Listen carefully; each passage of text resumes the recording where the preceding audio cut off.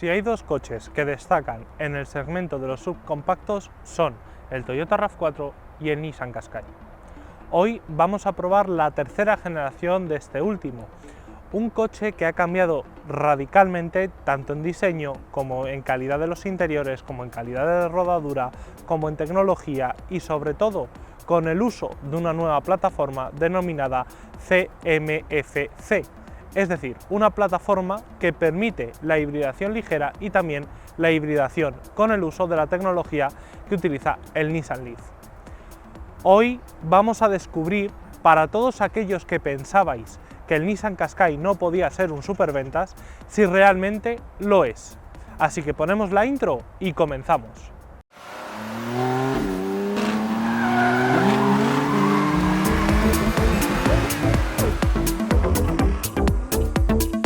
Si en algo cambia esta tercera generación con respecto a su predecesor, es obviamente en su diseño. No tiene nada, pero nada en común con respecto a su predecesor. Y eso es de agradecer porque tenemos un coche totalmente renovado. Empecemos a analizarlo por su frontal. Lo primero que llama la atención aquí es obviamente la parrilla, que es mucho más grande y tiene mucha más forma, vamos a decirlo de esa manera. ¿Por qué? Porque este diseño nuevo de V-Motion ampliado, que va a unirse con las aristas del capó y que termina en las luces traseras, hace que el diseño tenga mucha más musculosidad y sobre todo un aspecto más refinado, más elegante. Esto se complementa con dos plásticos metalizados, uno en gris y otro en negro, que hacen de contraste y que le dan ese toque de elegancia que le hace falta al conjunto. En los extremos encontramos en la parte inferior de la luz en forma de V, la luz matricial Full LED, que por cierto se ven bastante bien, no alumbran tanto como las de Mercedes o las de BMW, pero oye, cumple bastante bien la función de alumbrar. Y en la zona superior encontramos la luz diurna, que se alterna a su vez con los intermitentes. Si bajamos un poquito, encontramos justo aquí en la zona más o menos media inferior unos, vamos a decirlo de esta manera, unas entradas de aire que hacen que el flujo vaya hacia las ruedas y por tanto tenga más aplomo en carretera. Y para terminar, aquí abajo encontramos los antinieblas delanteros, los sensores de parking y justo debajo del radar frontal, o mejor dicho del logotipo de Nissan, ya que está en plástico para poder meter detrás el radar frontal, encontramos la cámara delantera.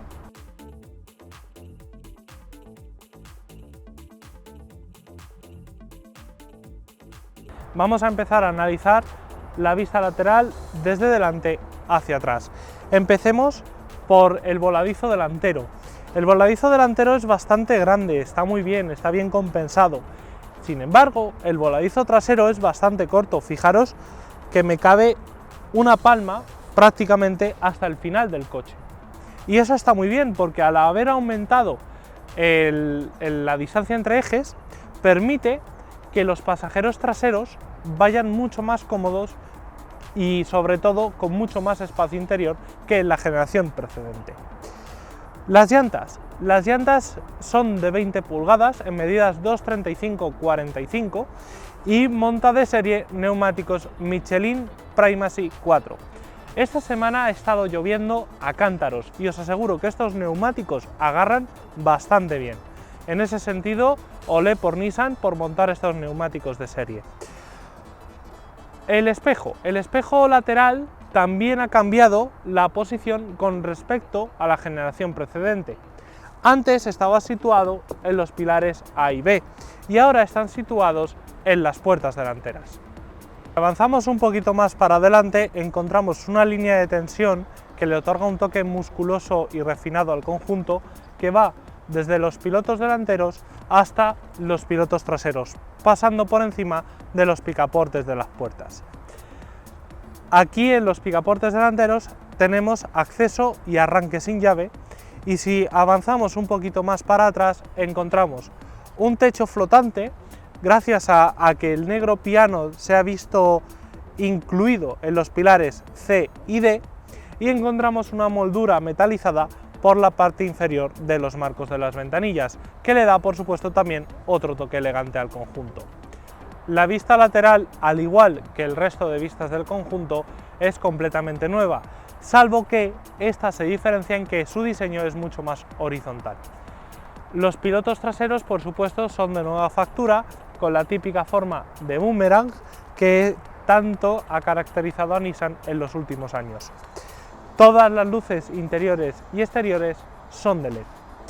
Encontramos la nomenclatura Qashqai en grande para que quede claro que estamos ante el último modelo de la marca nipona, y por supuesto también encontramos un nuevo difusor trasero, que oye, que queda bonito, ¿qué queréis que os diga? Lo único, la salida de escape, que para verla tenemos que agacharnos un poco y fijarnos en el lado izquierdo.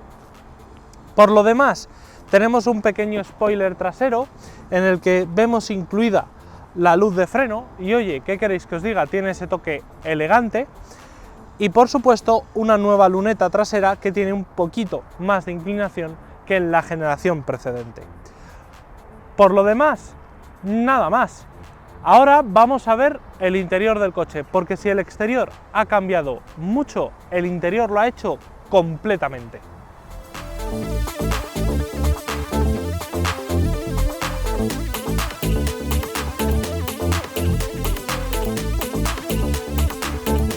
Al igual que en el exterior todo es de nueva factura, en el interior también.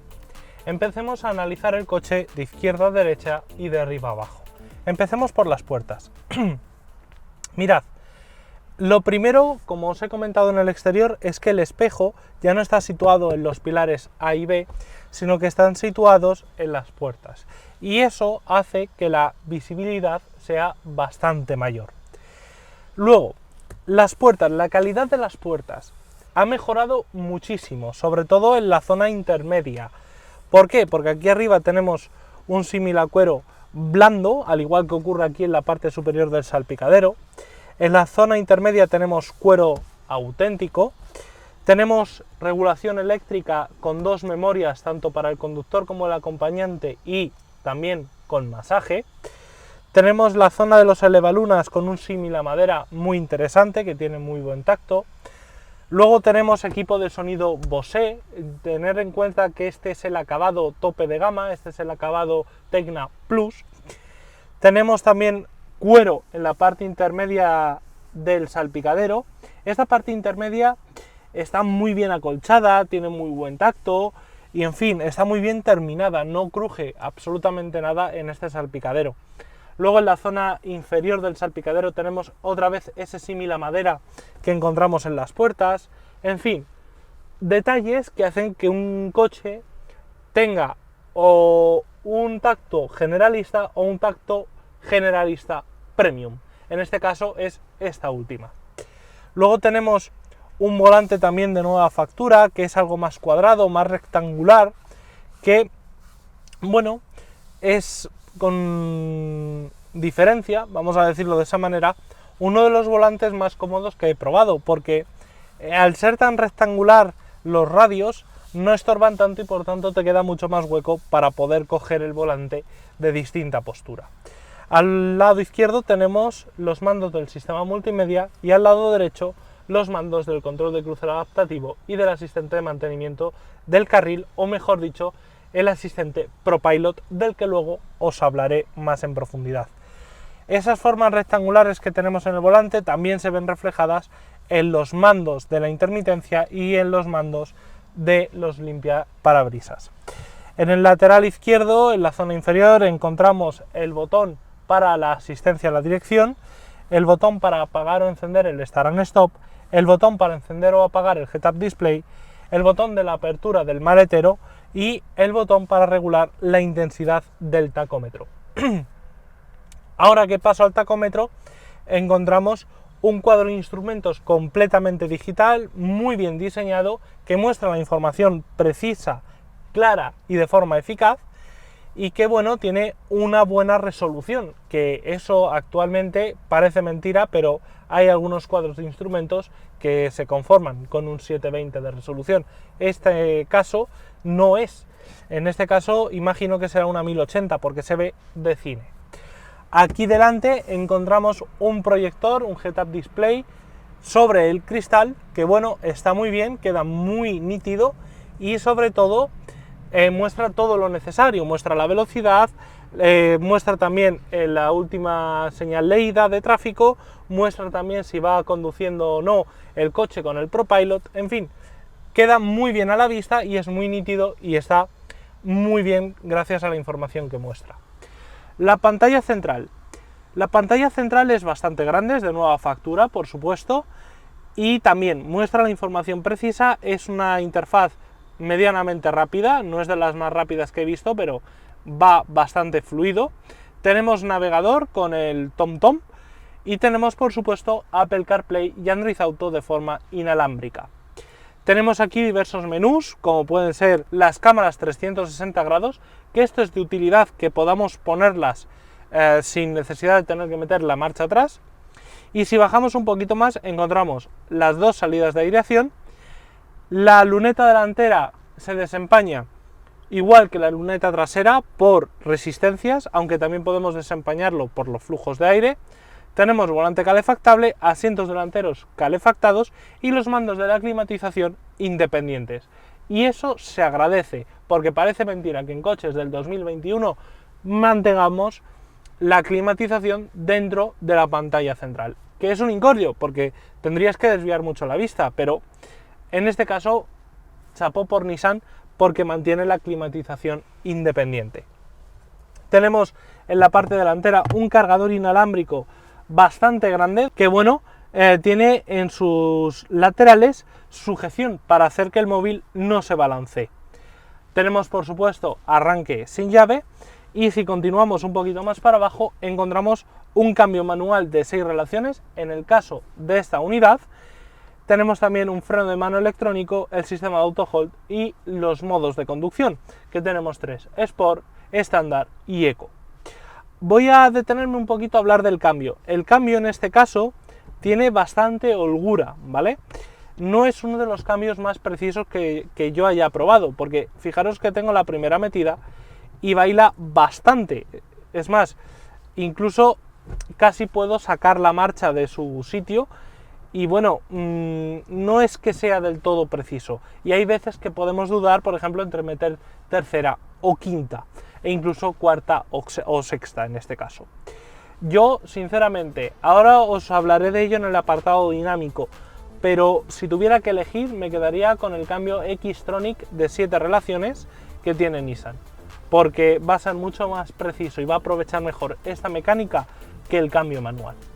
Los asientos son de cuero perforado y lo cierto es que recogen extremadamente bien el cuerpo. Fijaros que yo apenas me balanceo y la altura del asiento está bastante bien, porque me envuelve prácticamente todo el cuerpo.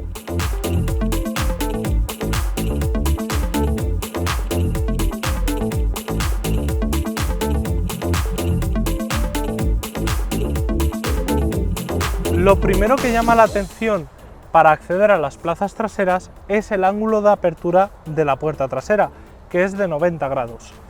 El acceso es bastante sencillo y gracias al ángulo de apertura de la puerta no es necesario tener un marco excesivamente grande para poder entrar. Una vez sentados aquí detrás, he de admitir que la sensación de amplitud es mucho mayor que en la generación anterior, empezando por la distancia entre filas, ya que me sobran prácticamente unos 4 e incluso 5 dedos en función de cómo esté regulado el respaldo delantero.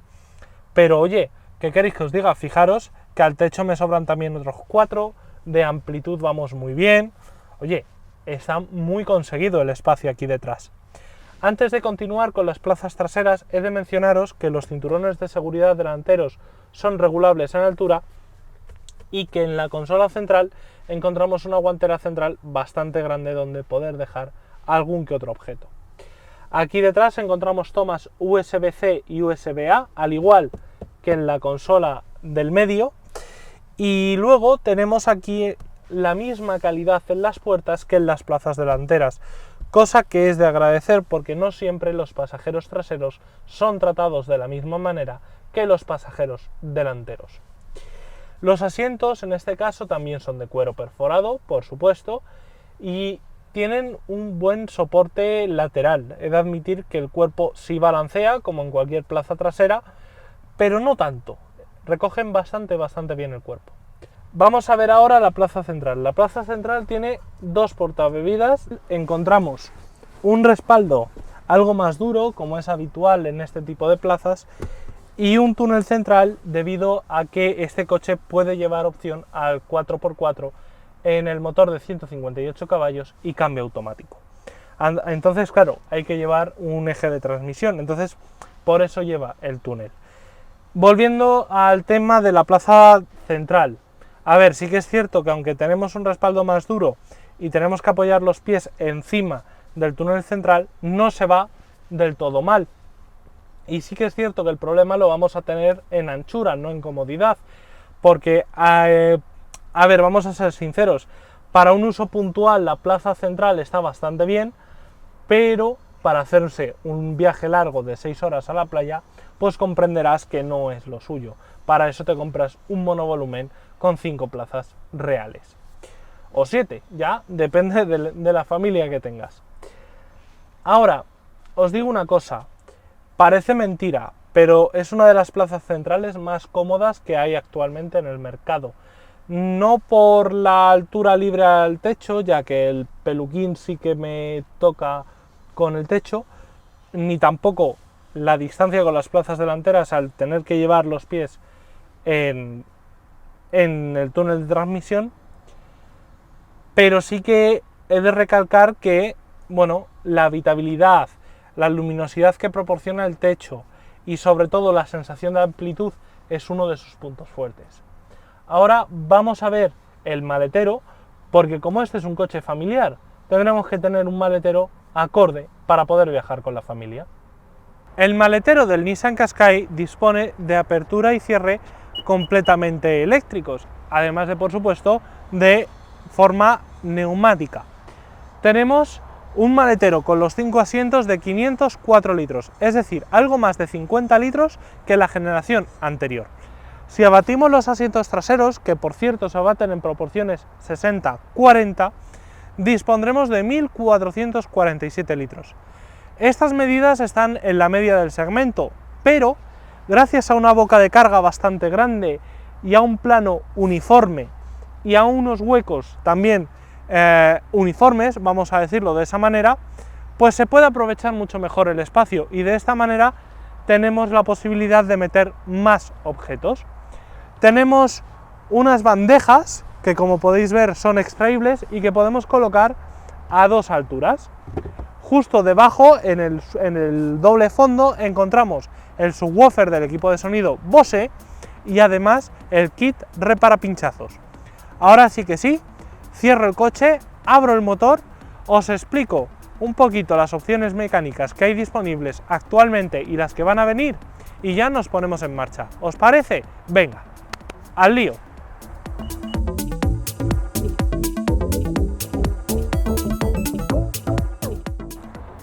Actualmente el Nissan Qashqai se ofrece con dos variantes mecánicas que están basadas en el mismo bloque motor.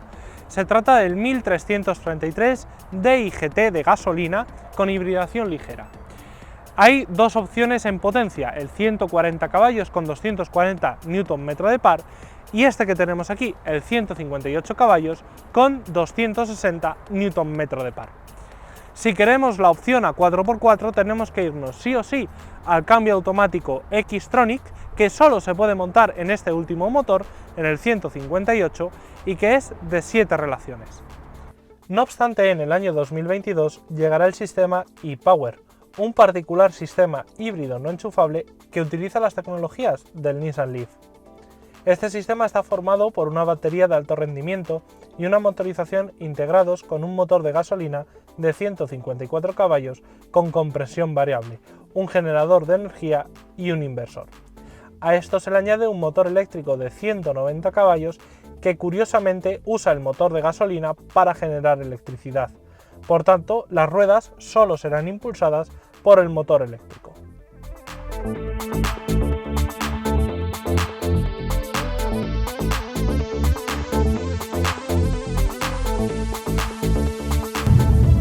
Bueno, pues ya estamos a los mandos del nuevo Nissan Qashqai, de la tercera generación del Qashqai, y lo primero que quiero destacar es lo silencioso que es.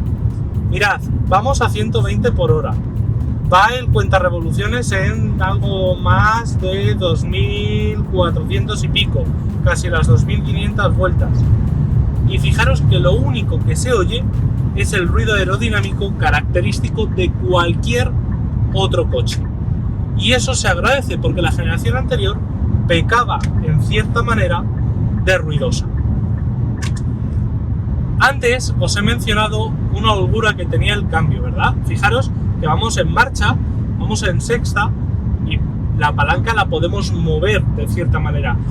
Y eso, fijaros que por ejemplo para pasar a cuarta nos puede incluso llegar a bailar y no saber qué marcha estamos metiendo. Entonces, en ese sentido, hay que tener algo de cuidado. No es un punto malo, simplemente me refiero que hay que acostumbrarse a ello. Y yo, por ejemplo, tras una semana de pruebas, ya me he hecho a ello. Luego, os he mencionado también que en esta unidad existe, mejor dicho, que en este coche existe un cambio automático X-Tronic de 7 marchas. Yo aconsejaría este cambio automático, pero por dos razones principales. La primera es lo de la holgura, que a mí no me gusta y prefiero el cambio automático. Y la segunda es que en este motor, entre las 1000 y las 2000 vueltas, parece estar muerto. Es decir, yo, fijaros, voy a bajar a 100, ¿vale? Voy por el carril central, no estorbo, estoy bajando a 100 por hora. Y quiero acelerar en sexta y le cuesta.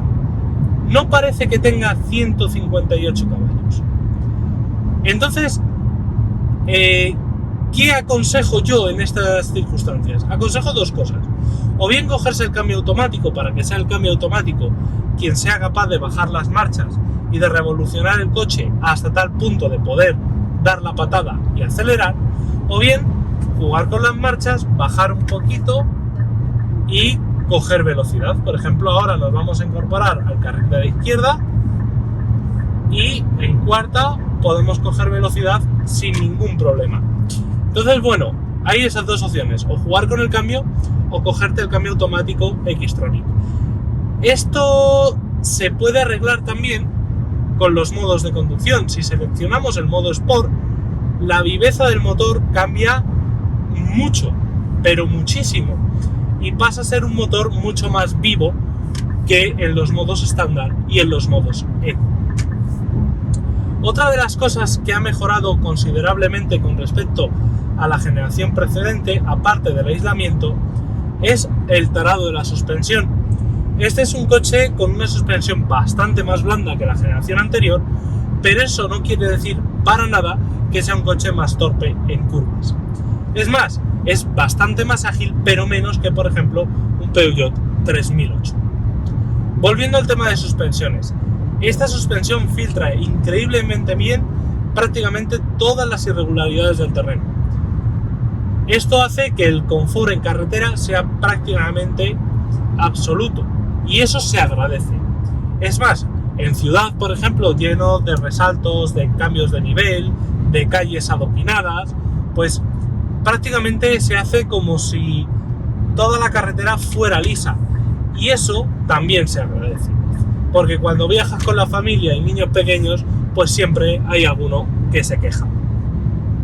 En carreteras secundarias la estabilidad que tiene el coche está bastante bien, porque sí que es cierto que la suspensión blanda hace que enseguida pueda coger un punto de balanceo, por ejemplo, a la hora de entrar en una curva, pero cuando entras fuerte y decidido, la dirección, que ya de por sí es dura, y tu decisión hacen que el coche vaya muy aplomado y la suspensión se comporte de tal manera que sí, es blanda al inicio, pero se vuelve un pelín más dura en plena curva. Y eso transmite mucha seguridad, aunque al principio te puede llegar a transmitir algo de inseguridad porque entras en una curva algo rápido y te puede balancear el coche. luego al final te das cuenta de que en ningún momento has tenido la sensación de que te ibas a salir de la curva. Y eso se agradece porque permite ir a ritmos bastante vivos sin necesidad de estar jugando constantemente con el cambio y la suspensión. En lo referente a tecnología, mirad, este es el acabado Tecna Plus, el tope de gama, y viene con todo, porque como buena marca japonesa, todo viene en equipamientos cerrados. Este coche, pese a ser manual, dispone de control de crucero adaptativo y asistente de mantenimiento de carril, que los han unido en un solo paquete denominado ProPilot, que se activa con este botón de aquí. Mirad, estoy intentando coger velocidad en sexta, pero no hay manera. Solución, bajo a cuarta, acelero y me coloco, si no, no me dejan. Y eso que voy en el modo eco, en el modo sport no me hubiese hecho falta. Pero bueno, volviendo al tema. Este sistema de aquí denominado ProPilot, basta con pulsar sobre él, establecer la velocidad a la que queremos ir y ya podemos relativamente descansar la conducción. Yo, por ejemplo, ahora mismo llevaría las manos aquí en el volante y he puesto la velocidad máxima en 100 con una raya de distancia, que por cierto hay, si no me equivoco, 1, 2, 3 rayas de separación para el control de crucero adaptativo. Entonces yo ahora iría con las manos aquí puestas y sería el coche el que se encargara de mantener los 100 km por hora, la distancia con el de delante y de girar por mí el volante. Y eso se agradece porque, ¿qué queréis que os diga? En pleno siglo XXI ya no hay quien se haga los viajes que nos hacíamos antes cuando apenas había radares.